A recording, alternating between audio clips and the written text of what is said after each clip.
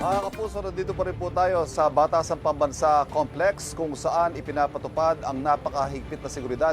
Yan po bubungad sa atin pagpunta natin dito bago mag alas 5 ng umaga kanina. Sa katunayan, sa ruta pa lamang mula sa Commonwealth Avenue patungo dito sa Batasan Pambansa, kapansin-pansin na ang mahigpit na seguridad dahil napakarami pong pulis na nagbabantay along Commonwealth Avenue.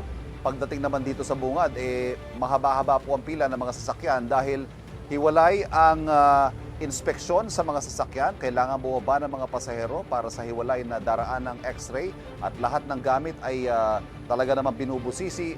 Gayon din ang mga K9 units ng PNP ay nariyan para siguruhing hindi malulusutan ang inilatag na seguridad para sa araw na ito.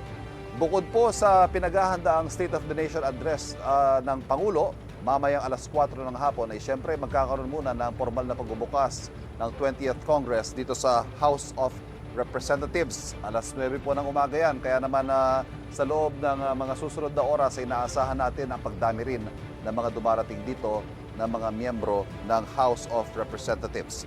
Samantala, suspendido po ang klase sa buong Quezon City ngayong araw na ito para nga po bigyan daan itong State of the Nation address ni Pangulong Bongbong Marcos at may ipinatutupad din pong liquor ban hanggang mamayang alas 6 ng gabi.